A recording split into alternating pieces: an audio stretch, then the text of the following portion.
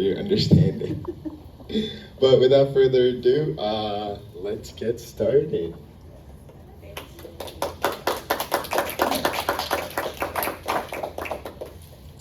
Me and another me.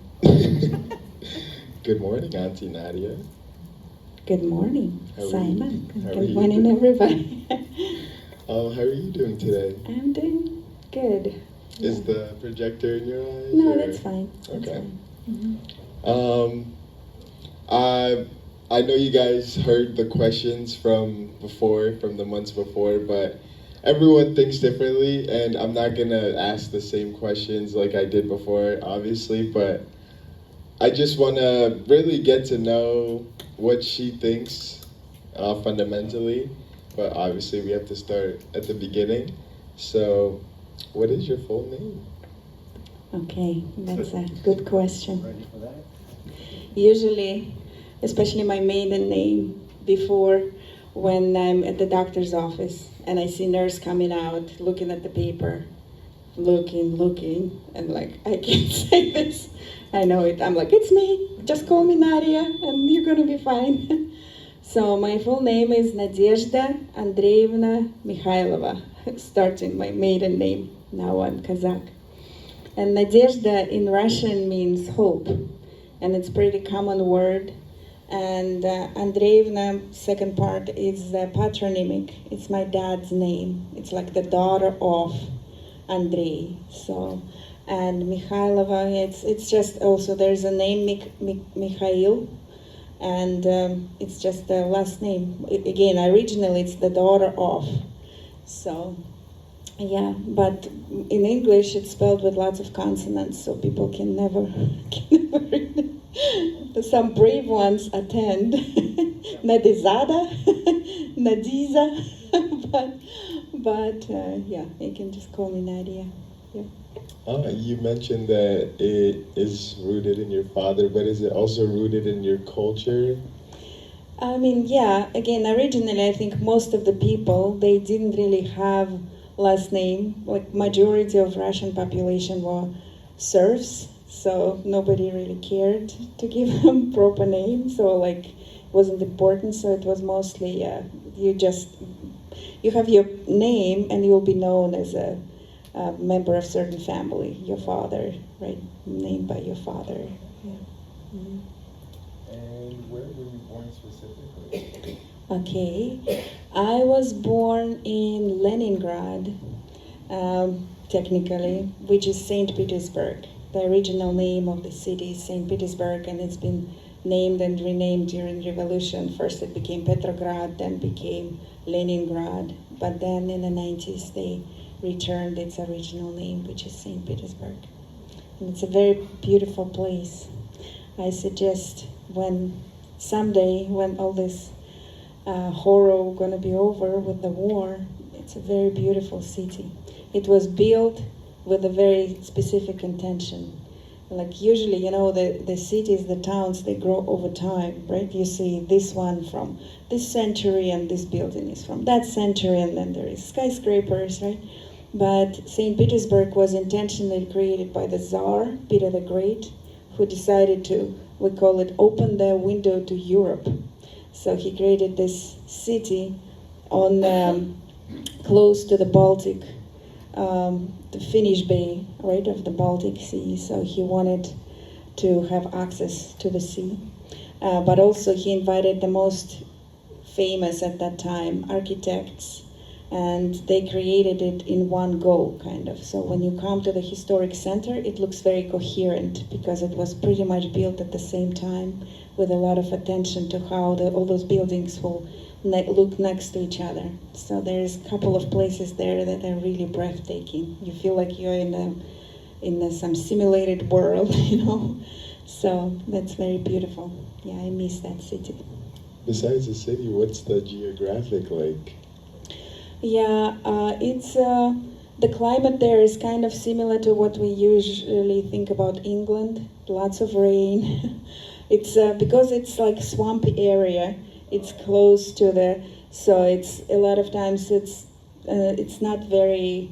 There's not so much sunshine, That's why I remember our missionary, he lived in an apartment near the like a little area where they had sand, and he was joking, Russian people are so deprived of sun, so he could see from his windows, like already, like I don't know, maybe late March and April, people would come up and try to get sun tan. They're just so missing the sun. There's a lot of rain, it's kind of humid, very humid, so yeah. Okay, and you mentioned your parents, and how many siblings did you have growing up? I have a brother. He's 13 months older than me. We're very, very close in age. Or 15, something like that. I need to count my math. Anyway, less than half, 1 year and a half. So we kind of grew up like twins. And I have a cousin, which is my mom's brother's son.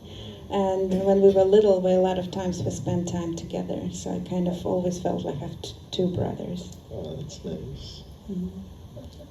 And by the way, guys, if you guys have any Q&A, I would suggest to leave it at the end. But if it is urgent, please make yourself known. It is nice to throw a curveball out there. She is ready for one. Mm-hmm. So yeah, and straight to the fun questions. What was your favorite meal as a kid?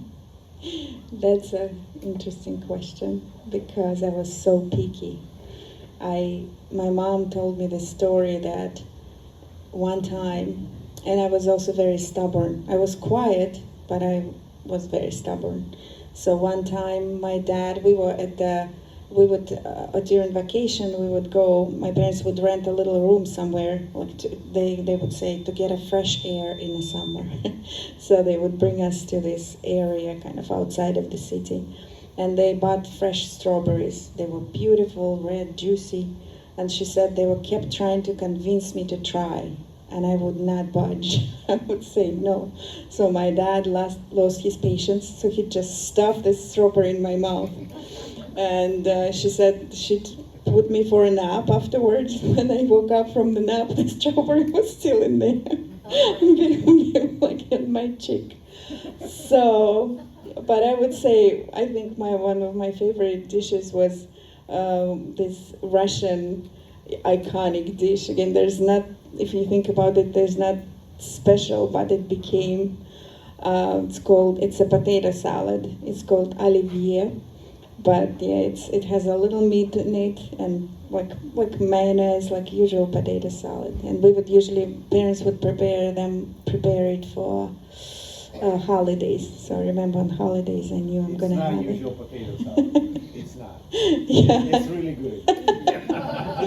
Yeah. Because they all think it's potato. It's not potato salad. Okay? Yeah, it's pretty good. Yeah, so yeah, that was one of my favorite foods that I would eat. And of course, like chocolate.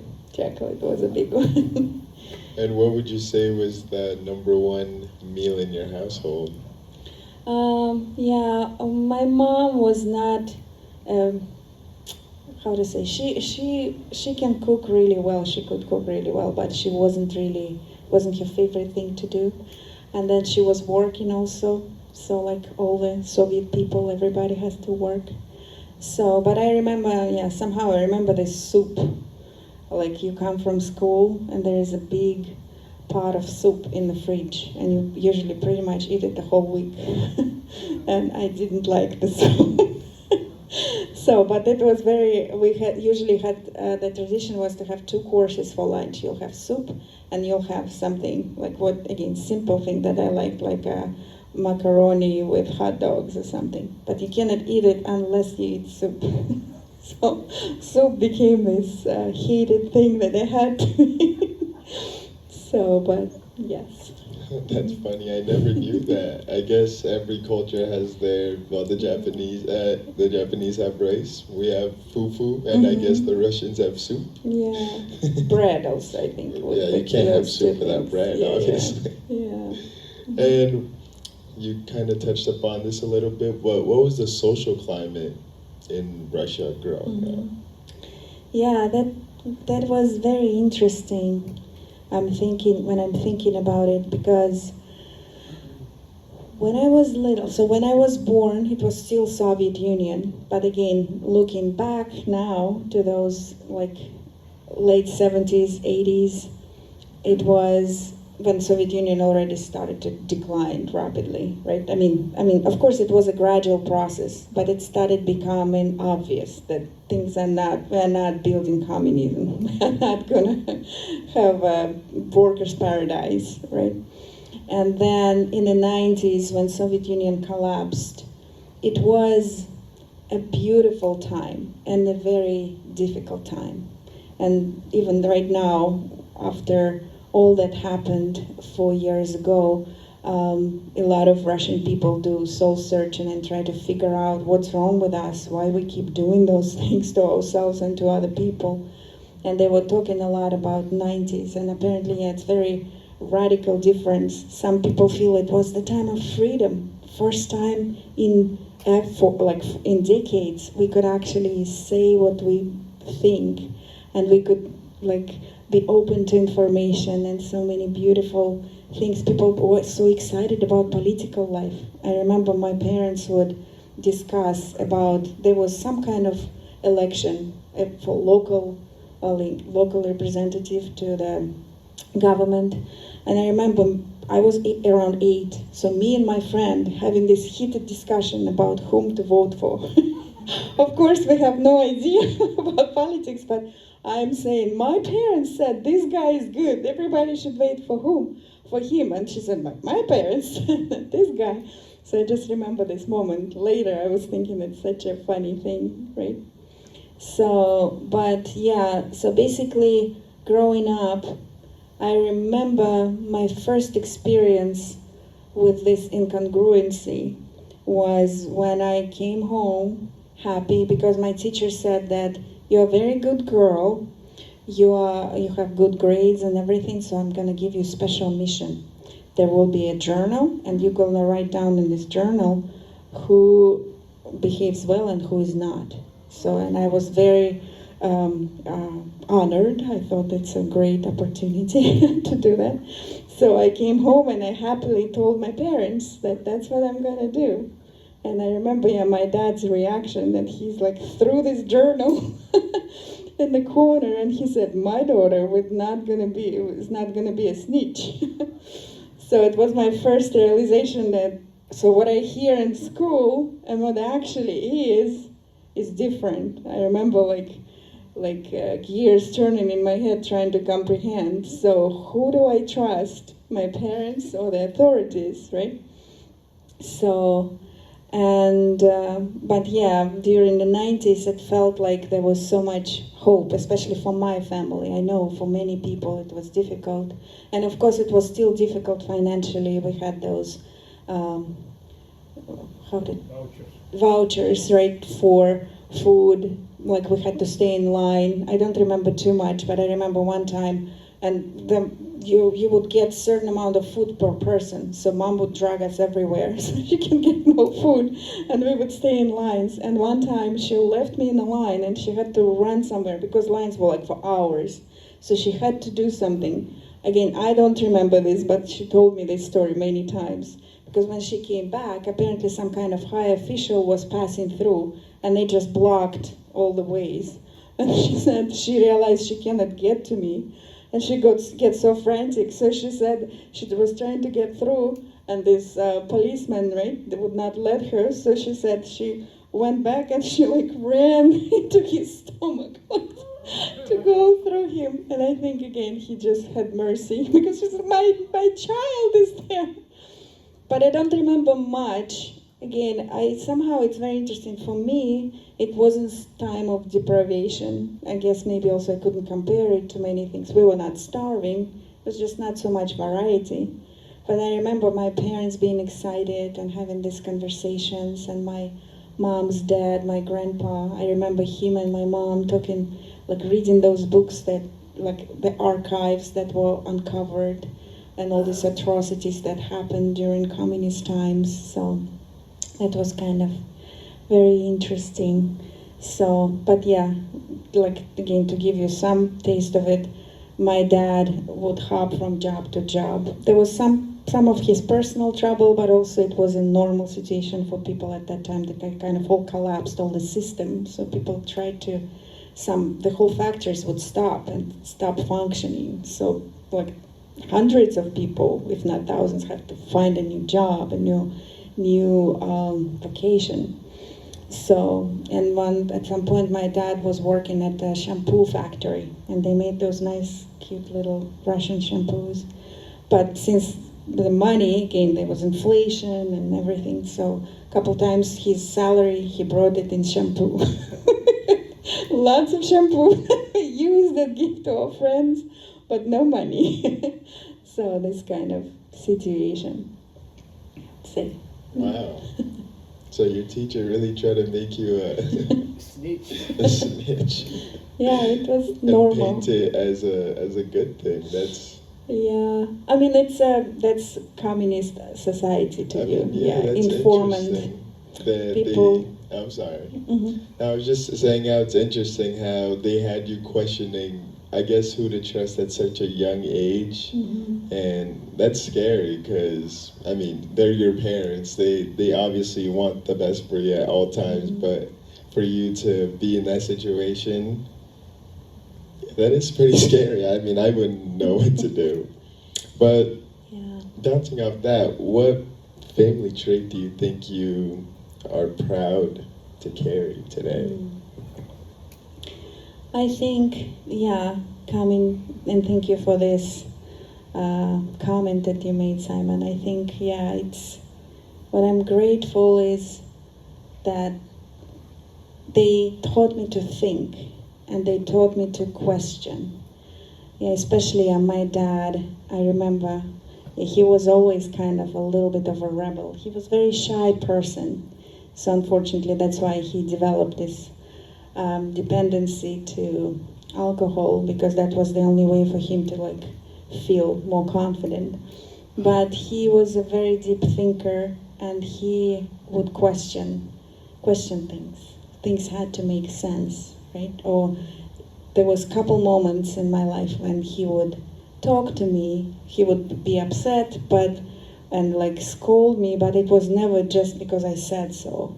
He would try to appeal to the meaning, like what I think, like again, why I'm doing something and it's not good for me. There was always some kind of explanation.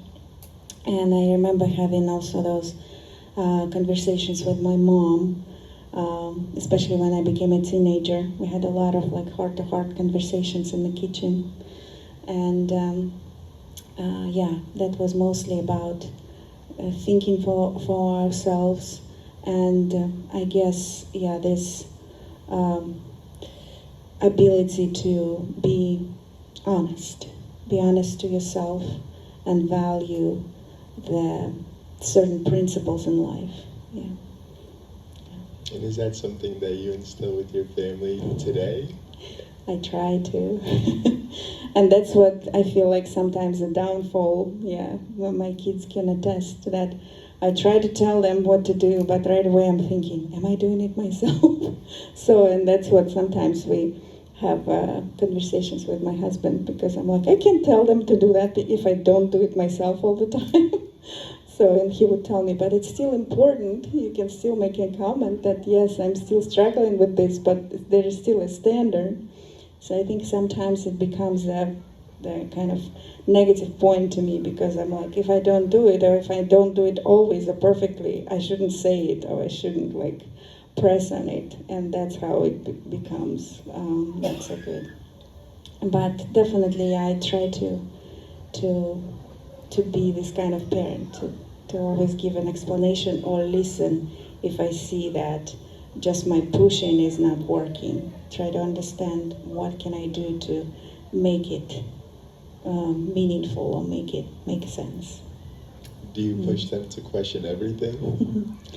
I don't push, of course, and again, I still find myself in this kind of situation that I'm just saying, right? Like, that's what you're supposed to do, or this is bad, or this is so. But when I see their faces, or like if they ask questions, and my kids are pretty good at that, then I try to kind of a little bit take back, right? Like rewind and say, okay, let's talk about it, or give them the arguments, right? Why do I think it's important? Yeah. So. And on your day-to-day, what beliefs keep you going? That's a very good question.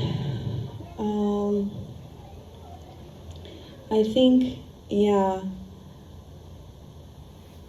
what keeps me going is a belief that each person has a good intention in mind.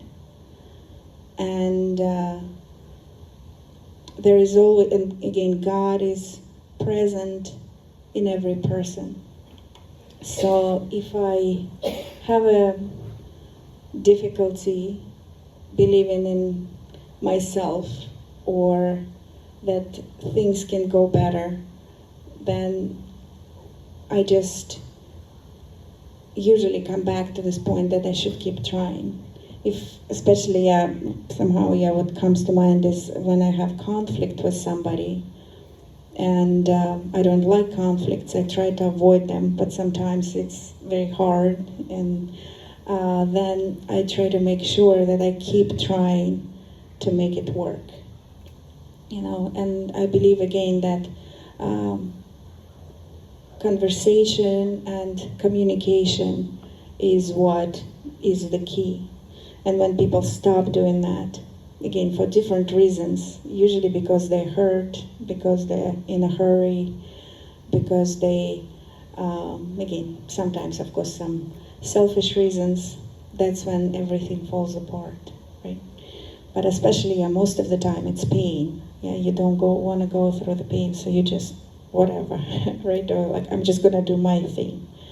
And I believe that that's what the hardest thing. So that's why I try to, as much as I can. Sometimes it takes me a little time to digest things or gather the kind of emotional strength, but I try to come back. If person lets me to try to fix it or try to work it out, I usually try to do that. Yeah. And when a person does show you who they are and it's not accordance, how do you take that upon yourself?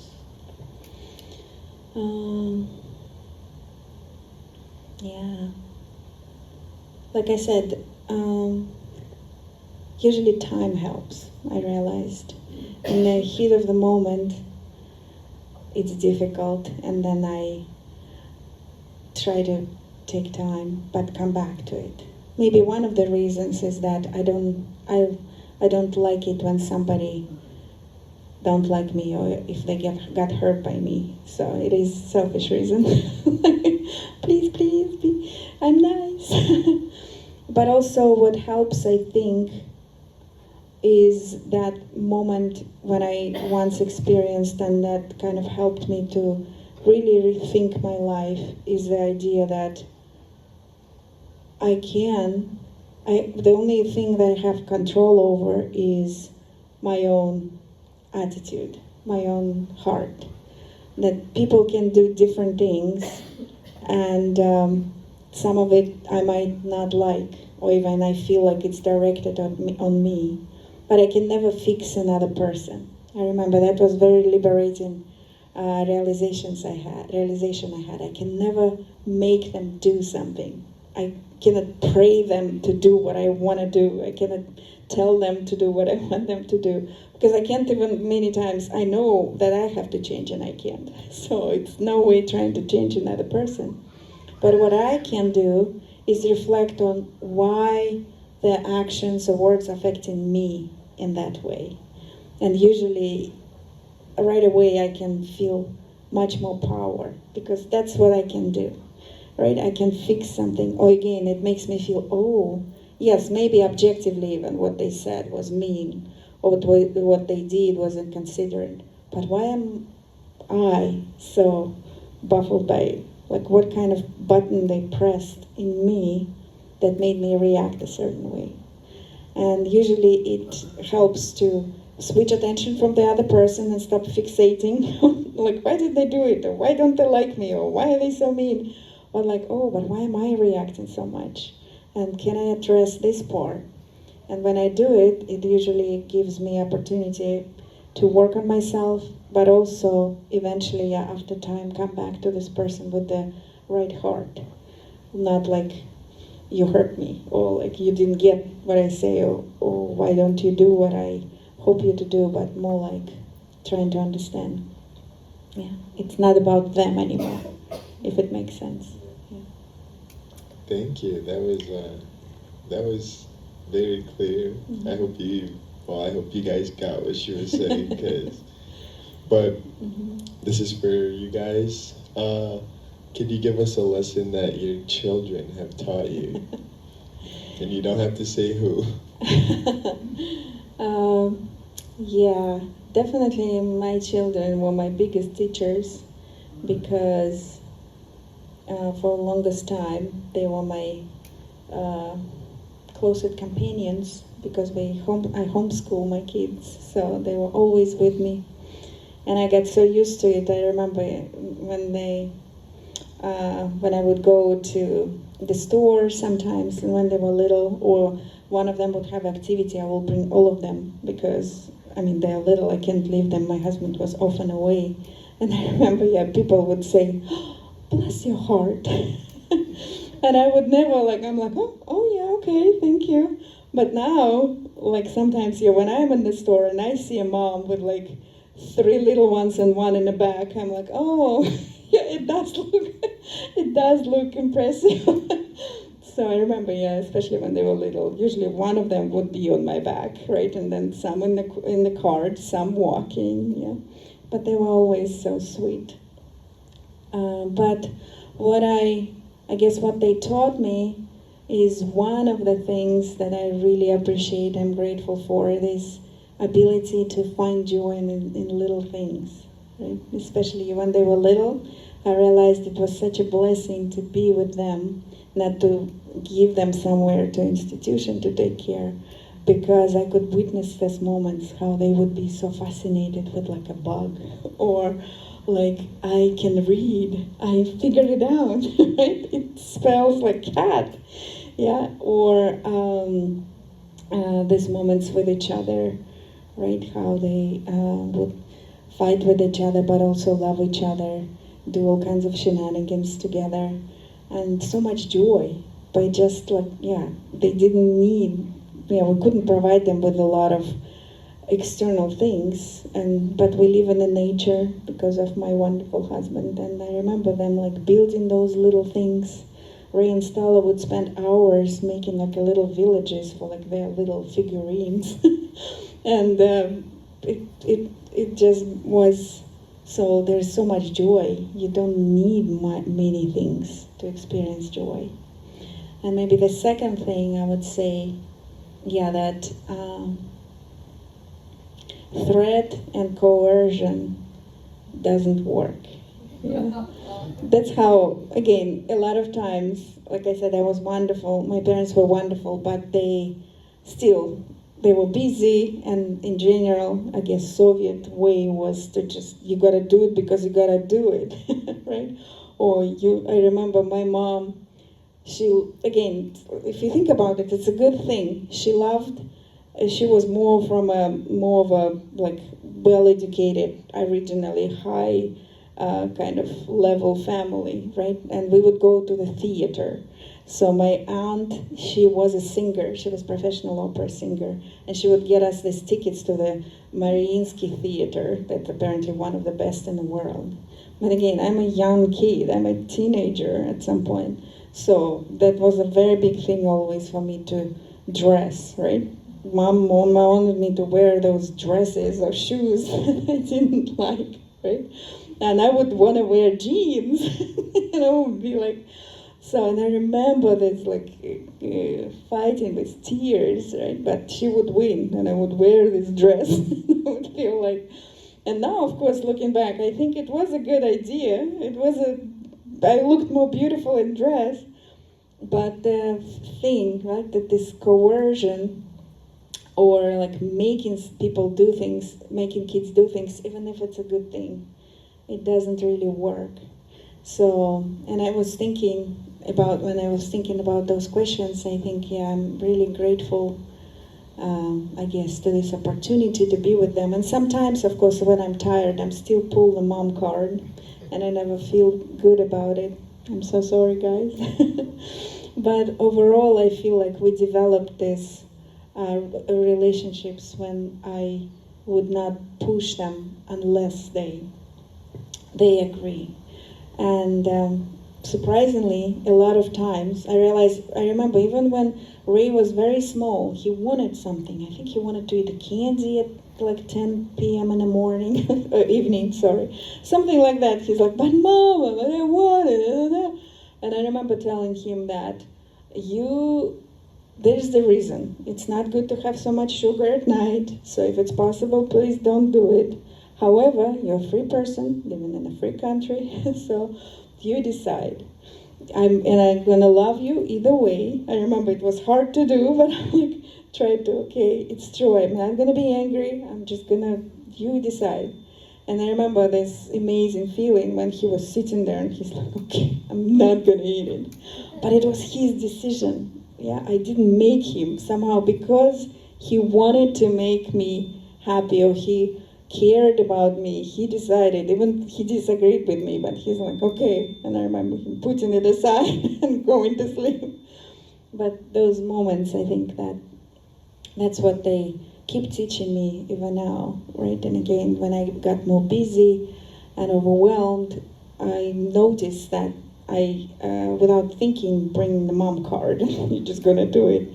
But I'm really grateful that they would tell me that they, sometimes, especially now, they're much more outspoken, eloquent, especially my older girls, but all of them actually are pretty good at it.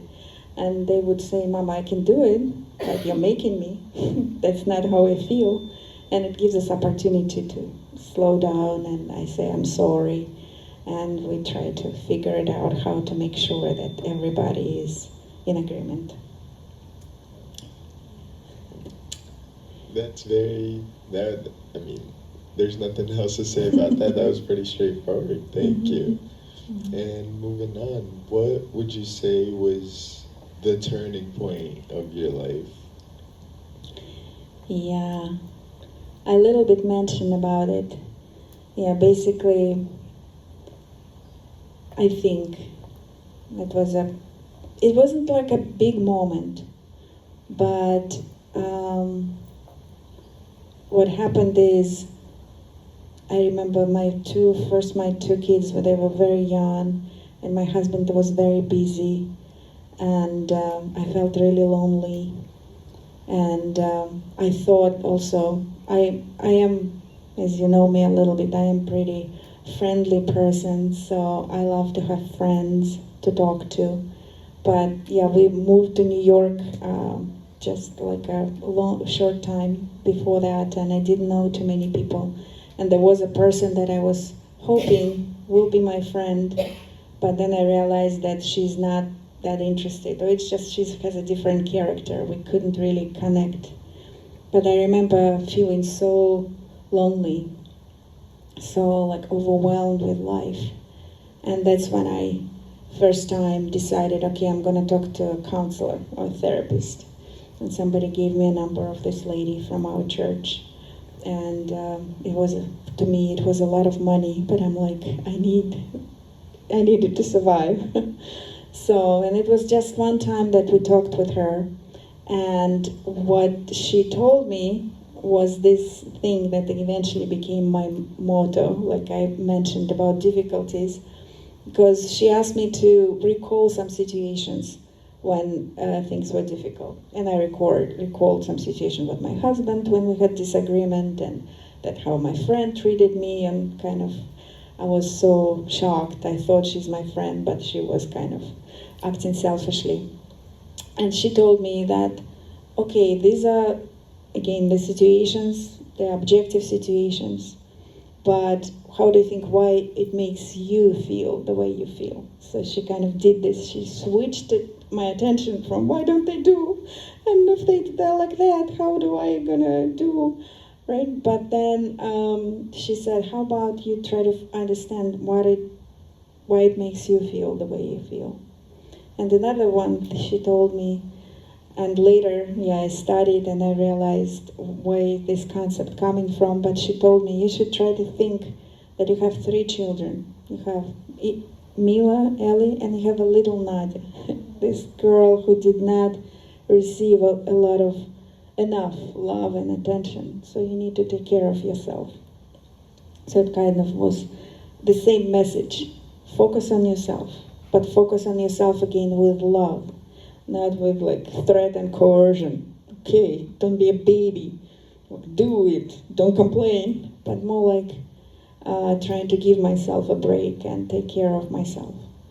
And that was like the biggest moment. And later, I remember so many moments with other people that I could do the same for them when they would come to me. Because I was a counselor for a while, right, and GPA, and they would come and they say, this happened, and my parents don't understand me, and I would try to like catch it and tell them, how do you think why it makes you feel like that? What hurts inside? And usually I would see this like light bulb going in their head, and they could start thinking in a different way instead of being at the mercy of circumstances. So other people, especially people you love, you can't run away from them.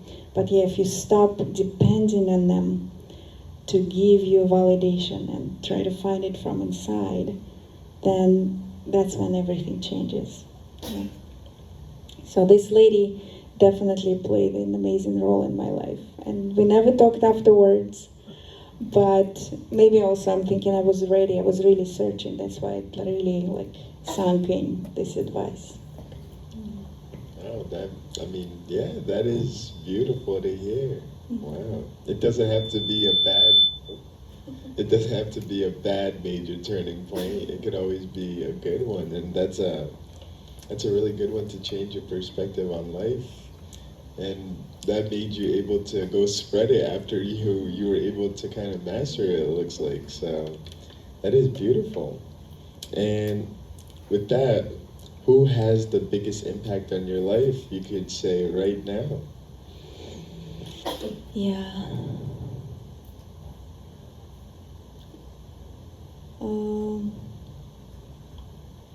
Of course, God, Heavenly Parent, and like I mentioned a little bit, especially when I had this personal experience with Heavenly Parent, Mother and Father, which, again, I heard it, and when True Mother started talking about it, it made logical sense, but I had my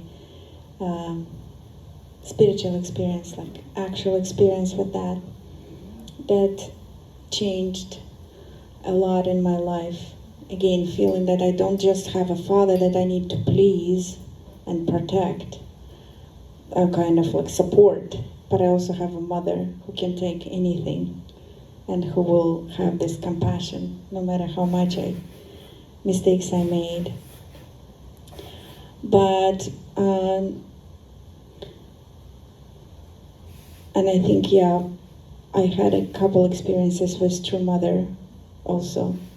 But again, like I said, in those moments when I don't feel like I have to serve and do all the right things and like be a good member, but when I just think of her as a mother, and a mother who went through so much, and a mother who pretty much was left alone by everybody she loved, right?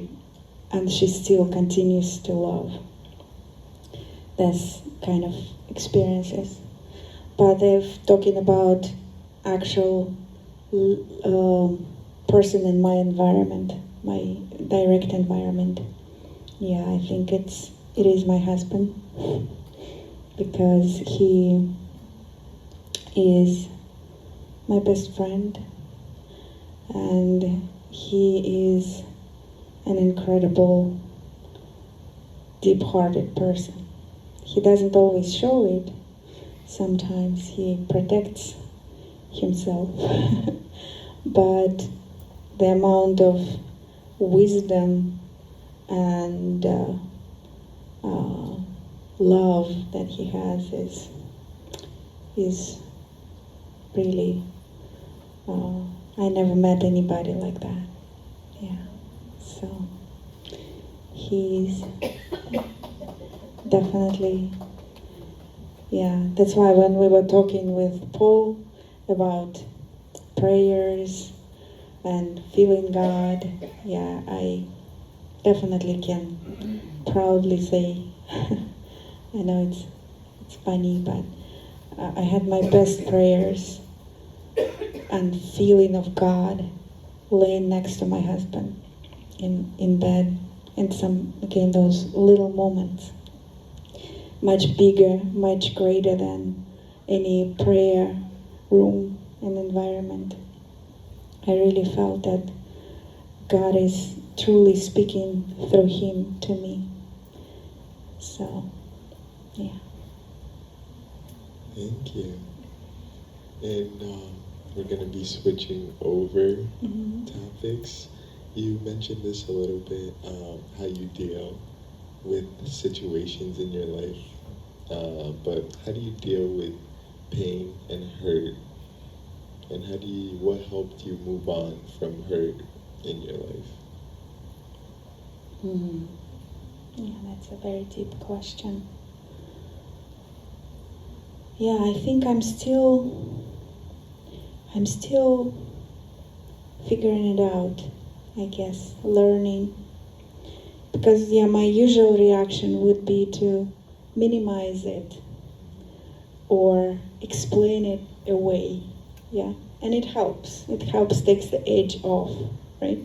Yeah, when I explain that, again, the person did it because they're hurting themselves. That usually really helps, right? Or because, yeah, I brought it on myself, right? Again, that I'm just, either I did something that started it, or again, it's my own perception of things. So that helps to take the edge of it and find a way to work on it. Yeah, but I think I'm still learning, and sometimes there was people in my life who were able to help me to have this kind of space to just, that it's okay to hurt, to provide this space. Because again, my parents, especially my mom, she was an amazing mom, but I guess also because of all the environment she grew up in and the ancestry that she had, who went through so much pain, and also this, again, you know, this whole idea of dignified person who never falls apart, right? You always like hold yourself together.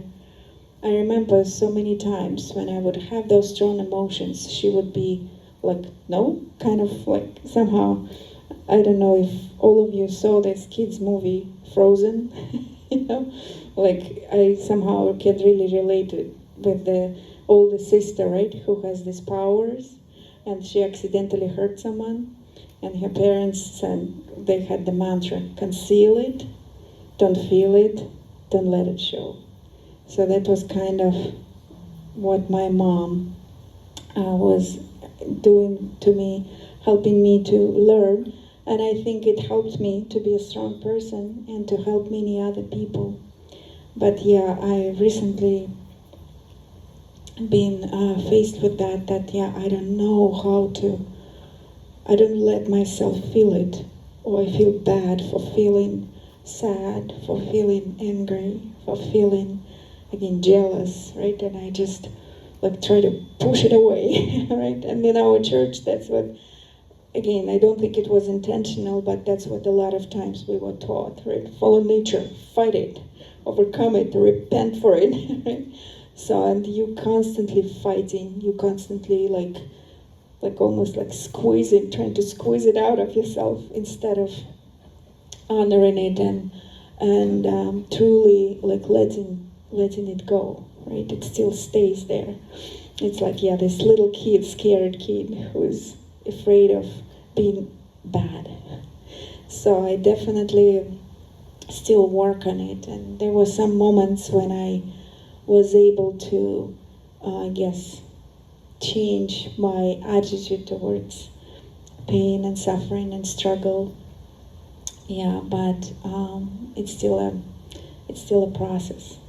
I still find myself most of the time beating myself up and like, stop it. Look at all these other people. They have problems. You don't have problem. You know, this kind of voice is still very prominent, and I'm trying to work on it because, yeah, I really don't want my kids to be like that too. Because I think, again, it works only till some point, but eventually it can backfire. And I saw also people those good kids who sometimes just get off the rails, again, not because they haven't been good, but because they never learned how to embrace it and to incorporate this energy instead of being afraid of it. And when did you realize, well, when did the realization come that the tactic that you grew up with wasn't sustainable for you? I guess one of the, I can be pretty, I trust you guys, I think I can be vulnerable. When I came to visit my family after my mom passed away, seeing how it turned out for her, that was very painful. Yeah, that again, being strong did not help her to age gracefully.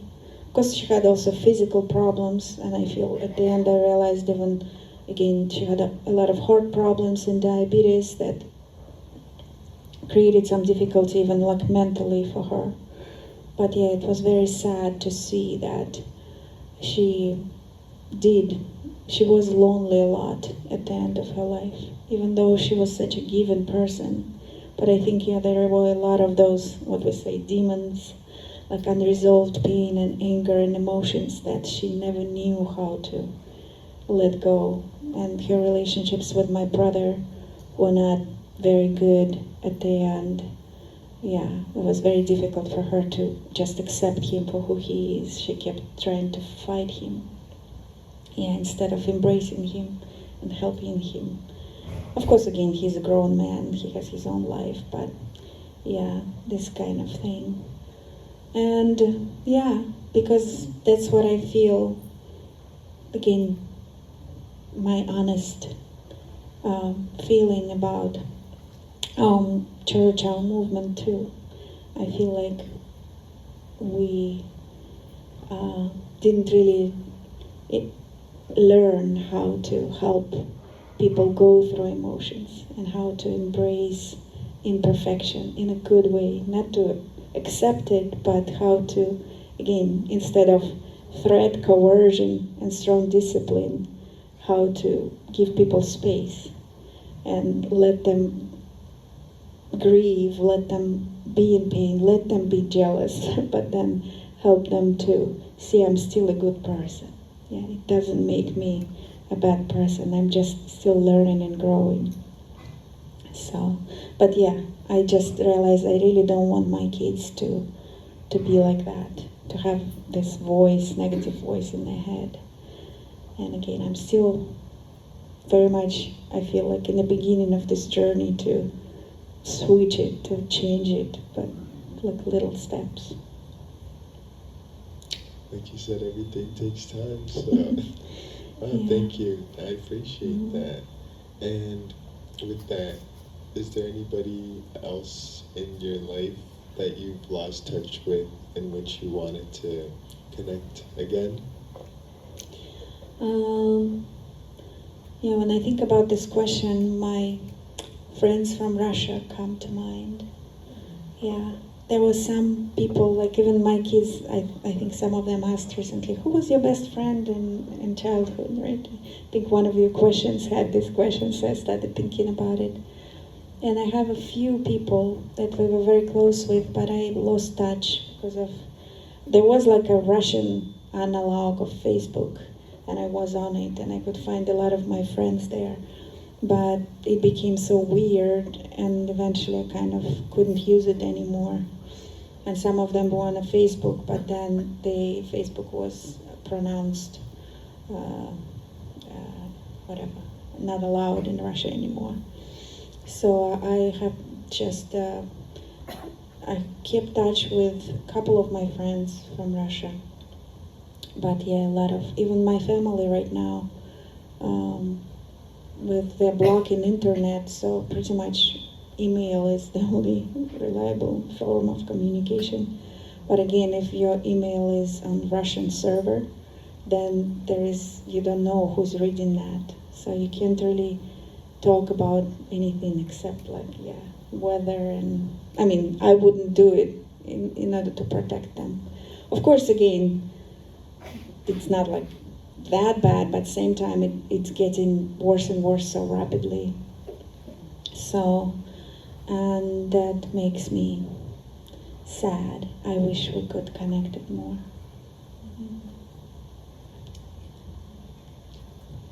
I don't even know what to say. We just went down a sad path, but to bring back the spirits, you're a very joyful person, and what impact do you hope you leave on not just only us today, but on the people watching and your kids' kids?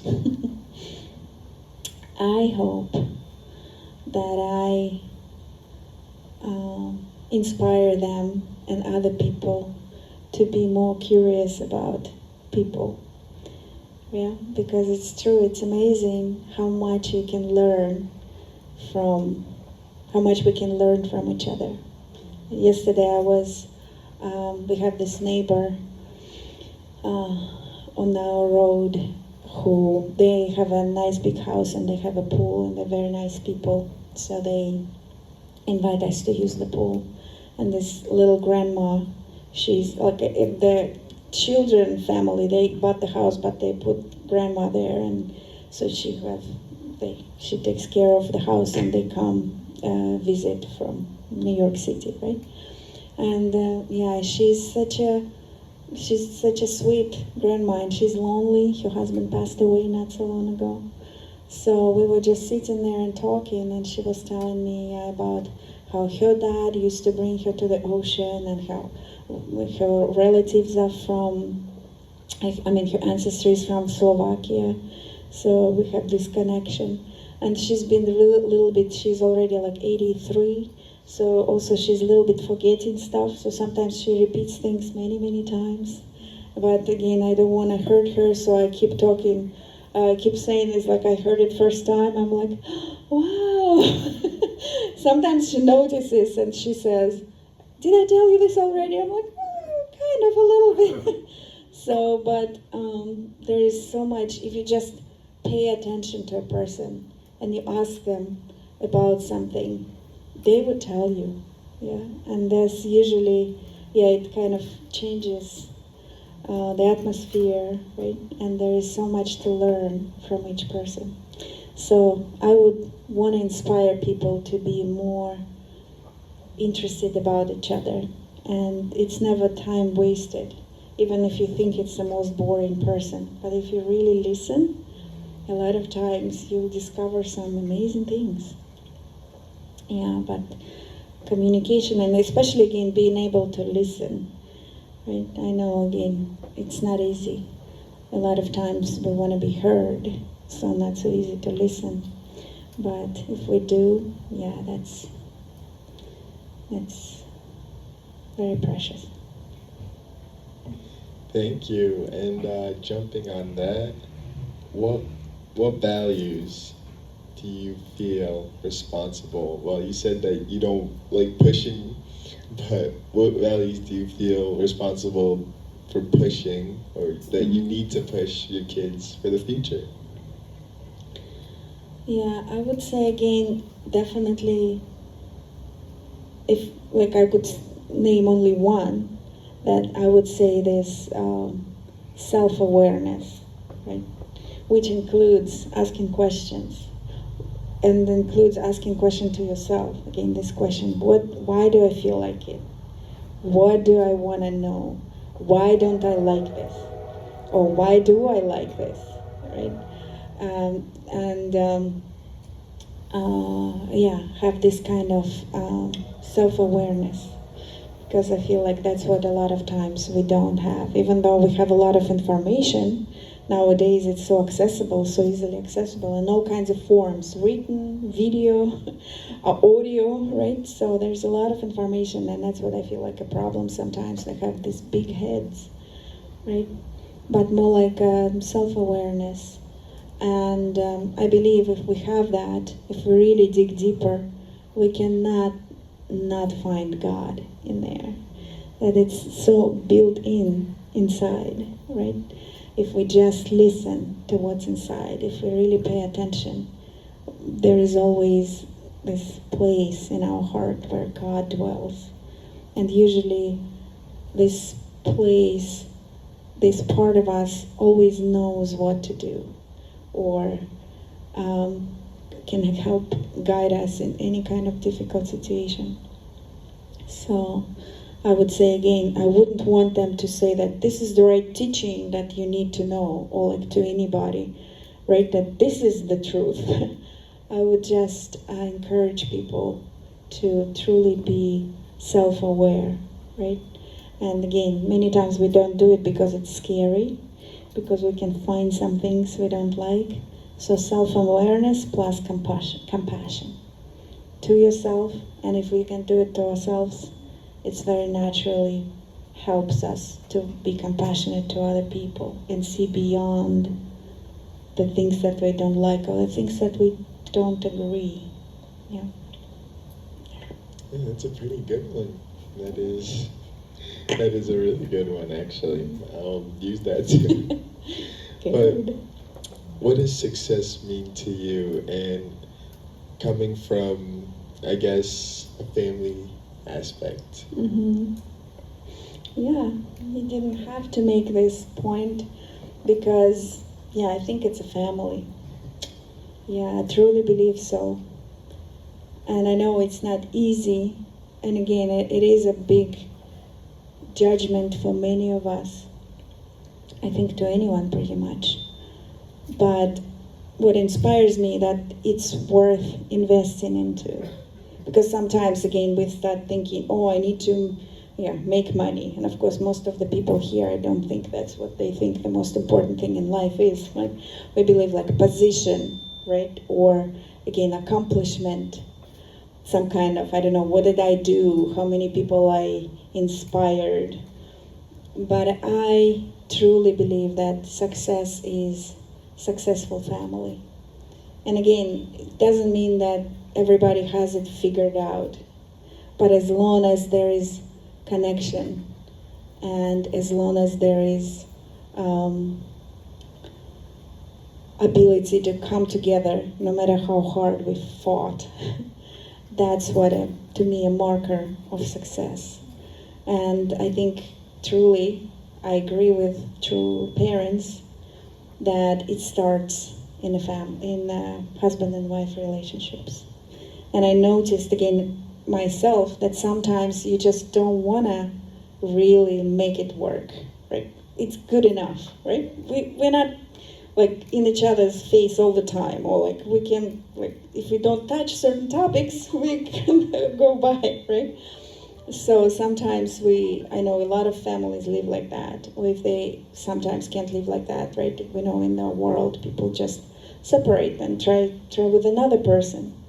But I really believe, again, it's all about our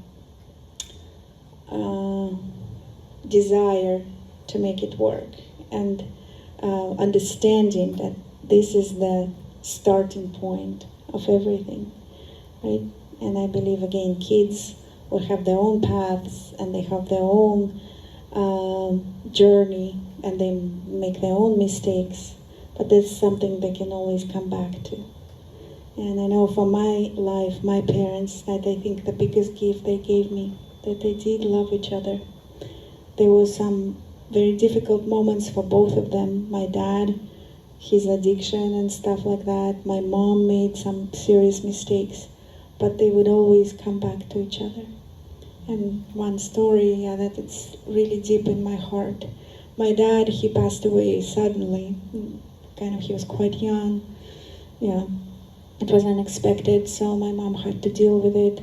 And I remember calling her. She told me, I found his bag. Like, no, she finally got the courage to look in the bag after, right, a while. And she said, I opened it, and there were 2 chocolate bars, because she always wanted to bring something for me home. Even when he would come home drunk, he would bring her those chocolates. So to me, yeah, there's those kind of moments that they still, yeah, I know they were not perfect. I saw them fighting, but they hold on to each other.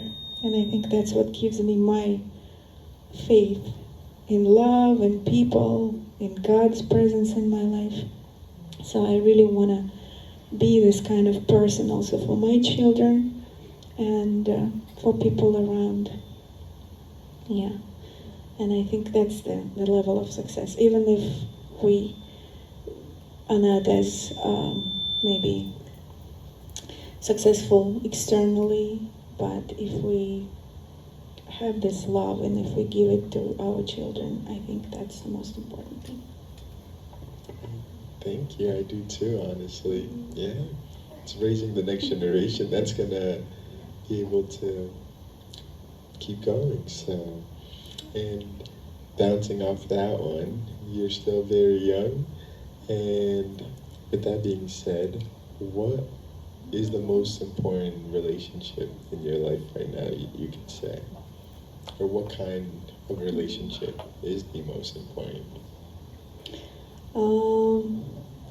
Yeah, like I said, I would say my children, and especially with recent things, like for a long time, pretty much since I was 15, right? I joined this movement, and then I moved to the student center when I was 18, and since then, it's public life, right?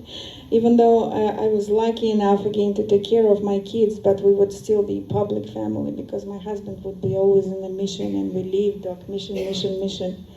So it was very interesting moment when suddenly this mission stopped for him, right? And I realized, and like we were talking with him, it's funny, right? He did impact, he did impact, and I think I impacted people. They wrote me this beautiful card with how much I changed their life.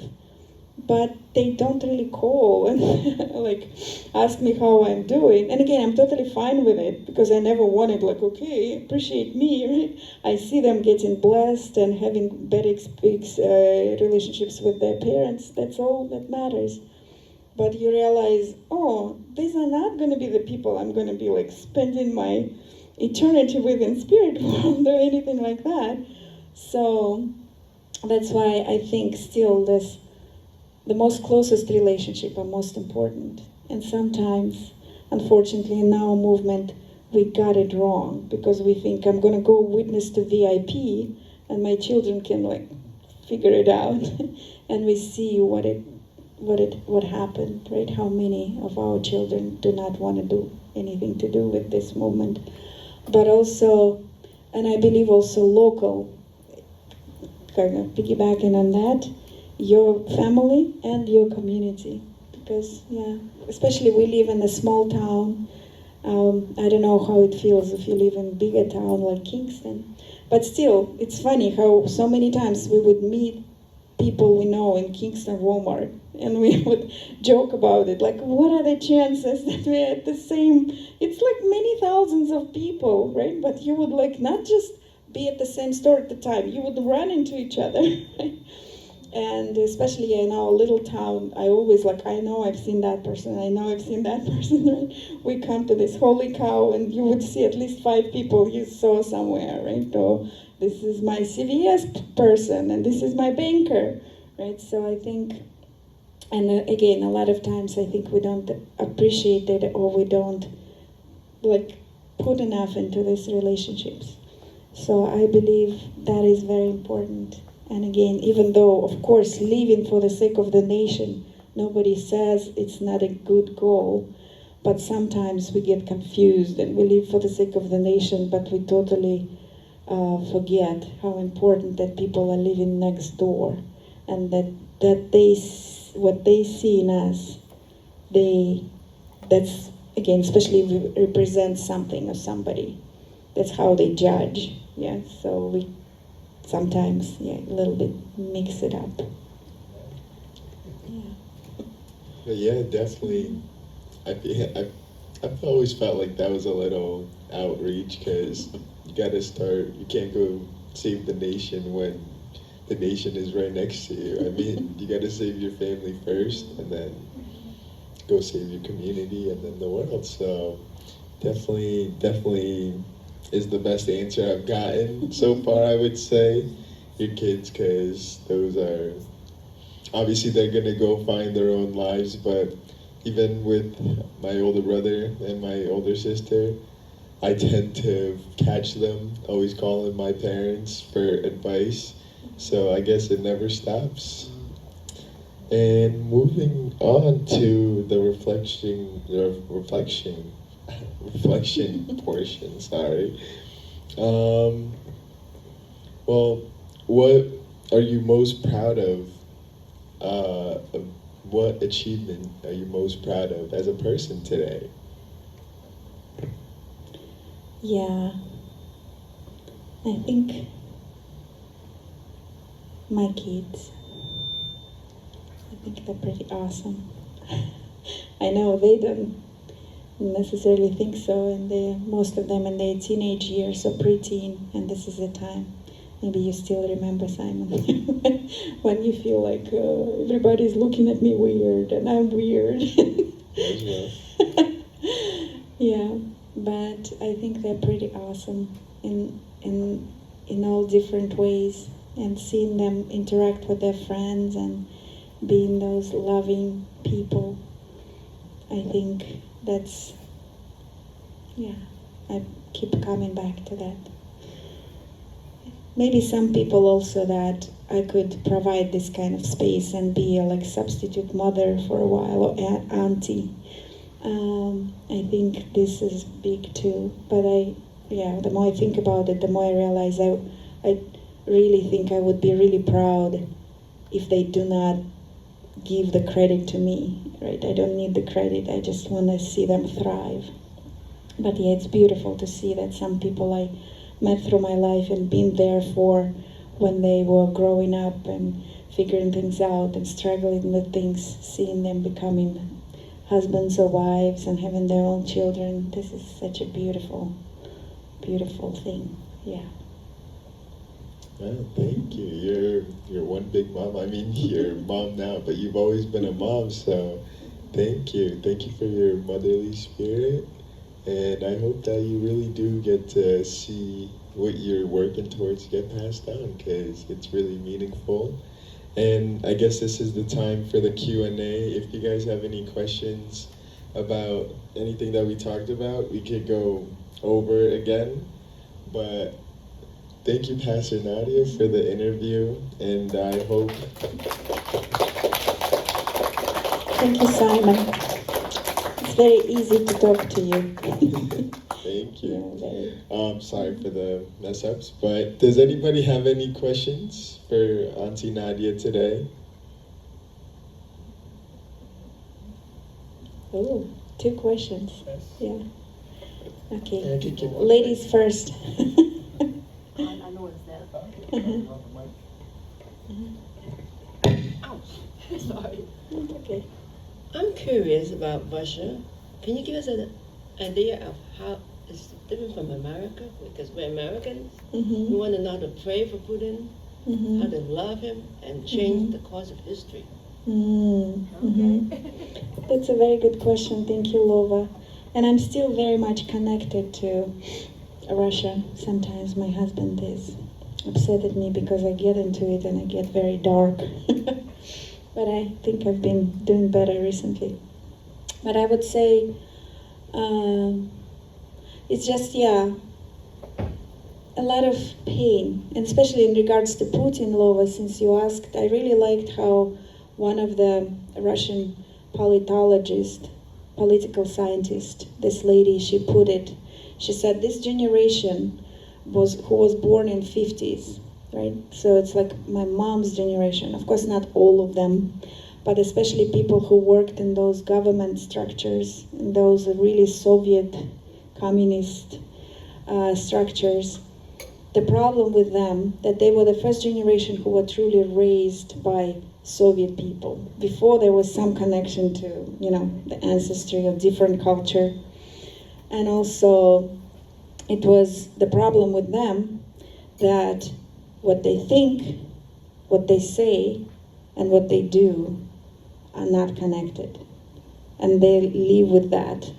Again, it's maybe not so easy to imagine, but try to imagine. Because again, you couldn't say what you think anyway. So you say what you think people want to hear. Or again, but also, like me, you're talking with Simon, he knows I'm not meaning it, and I know he's not meaning it, and we're saying that. But it does something to your psyche, right?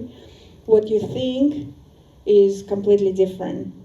And what you do is even a third thing, because you don't do what you say, but also you don't do what you think. So if you think about it, it's really, really, in a one way, it makes you really cynical. There is nothing, right? Again, that's why for Putin, all those talks about like human value, human life, he's like, no one, like it's all words, right? Whatever Putin says, he doesn't mean it at all. But also he doesn't think that you mean what you say, because he lives in a world where like, okay, blah, blah, blah, blah, blah. So what's the price of the question, right? And unfortunately, there is no like, whatever he says about traditional values, again, it's just blah, blah, blah, right? It's mostly about money. It's like, that's the, so what we can pray about is, but unfortunately, a lot of Russian people are at the mercy, right? And again, they never, like in the 90s, that was this short time, pretty much like 10 years, when there was free press and freedom of speech, and people could actually say what they think and discuss and have hopes. But afterwards, since 2000, since Putin came to power, it started to little by little decline. And of course, it's also people's problem that like they were like this frog that got boiled without realizing it, right? Like freedoms were taken away little by little, and people didn't mind. And it was the first time when people actually started living well, right? Yeah, that they got a lot of money because of oil industry and everything, but the freedoms were taken away, and when they realized it was too late. So majority of free-thinking, talented people are not in Russia anymore. They had to flee, or they chose to flee. So most of the thinking young people, sometimes, of course, there are still a lot of good people who could not leave because they have parents, so they have no opportunity. But maybe sometime I can share with you. Just recently I learned what's happening in a war zone. It's like you couldn't believe it. Because again, there is no value to human life at all. On the Russian side, what they did to their own soldiers. Yeah. So they need a lot of prayer. Yeah. And Cabot wanted to ask something, eh? I don't need, I'll just stand up. I just wanted to know if you could talk about a personal experience you had with two parents. Something that affected you, whether it's personally or in a dream, or how something you read has affected you in your life. Thank you so much. It's a very good question, Kevin. I just had one. Unfortunately, I didn't have anything like flashy and deep, like Tim, his dream about your mother. I think I had one when I was very young, and it was kind of a little weird and scary. But it was something had to do that, like, they protected me from Satan's influence. But I had this more artistic kind of emotional experience when I was on my 21 days workshop, Divine Principle workshop, many years ago. I think I was 18, so 30 years ago. And I just felt so much love being there. We have the great lecturer who could convey really the content and a lot of God's love. And then we had a great group of kids. A lot of them were a little older than me, so it also kind of exciting. But I felt, I remember sitting at closer to the end of the workshop, sitting there and feeling that I love them. We're so close. I never felt it with any other place, right? And so pure and close. And we were just doing some kind of evening program. We were not praying. We were just like sharing our hearts or doing something. And I remember, this thought came to me. I wonder how, they're just a little bit older than me. And our lecturer, he was also kind of younger guy at that time. He was maybe 15 years older than me at that time. He was still in his 20s or 30s, early 30s, right? And I'm thinking, they're not, they seem like a normal people. How come? Where does it come from? And I thought, okay, it comes from our staff, from those group leaders and the lecturer. How did they become like this amazing people? And then, I started kind of thinking backwards, and I thought, so it all was started by true parents, this love. That somebody at some point felt this love and shared it with somebody, and they shared, and they kept sharing, and now the wave came to me. And that was very, again, meaningful to me. I felt, because again, you could almost touch it, this love. And I know sometimes we still have this experience, right? We know that we're not perfect people, and we know that we have our quirks and everything, but sometimes you feel like you can touch this love between us. And to me, that was, that somebody started it, and it was true parents. We know that it was them. So I still come back to this experience when I start doubting things. Actually, I have a question too. Okay. But did you join the church in Russia or in the United States? Because you mentioned that you joined 18 or 19. I actually was 15, 15. Simon. It was in Russia. Wow. It was kind of, And how did it happen? It was an interesting story. I've been to a couple workshops before because my mom wanted me to come for workshops because she wanted me to be with the good people. I was a teenager, and I started doing some teenagery things already. So, and I was inspired by the principle. It made sense, especially somehow to me, the mission of the Messiah and fall. That made sense. Because again, it was the age when it all started already, boys and girls, and I was thinking about it a lot. We were just very nice, good friends, and suddenly the boys and girls start behaving weirdly, and I'm like, can we go back to being normal? Boys trying to show off in front of us, girls are becoming weird, girls start fighting with each other over boys, and I'm like, come on, what is that?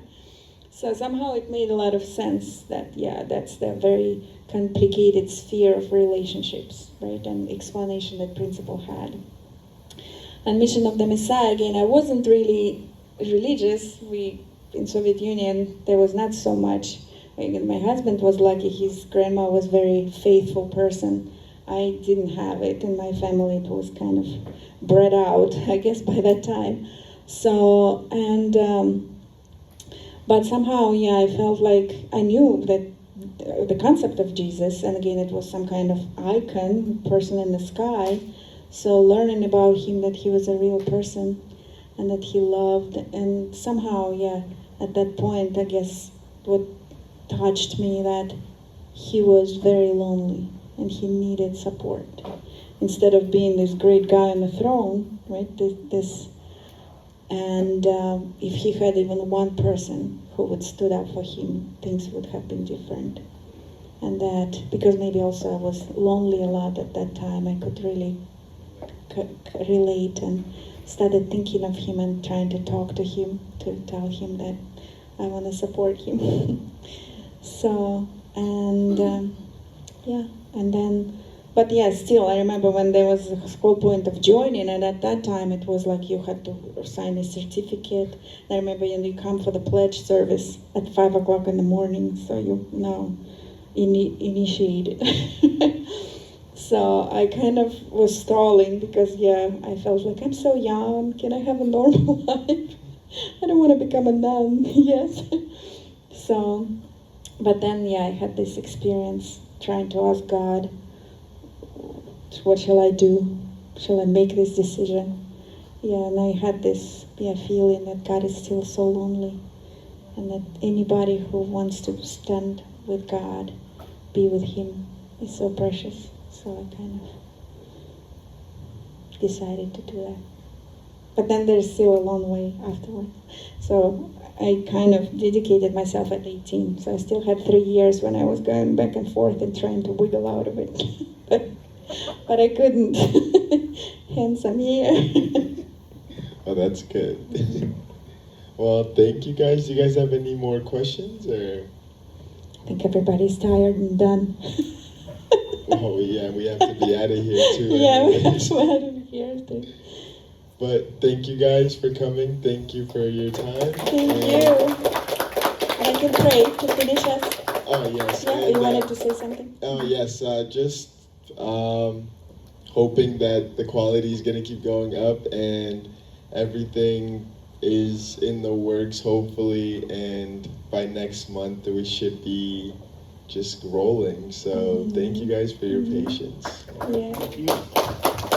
And just to give a little advertising, Simon created a whole little studio in his home. So if you still want to do it sometimes just for yourself or for your family, right? He's taking. Well, yeah, I'm gonna start taking hopefully next month. Yeah. Yeah. So I think it's very excited. Or even like some of your friends, like this neighbor grandma, like I told you yesterday, Mary Sue, we should record your story. We need to keep it. So yeah, I think it's a beautiful thing that he's doing for the community. Okay, please join me in prayer. Our dear beloved Heavenly Parent, we are very grateful to be here as one family. Thank you for this opportunity to share with community. And I hope that you can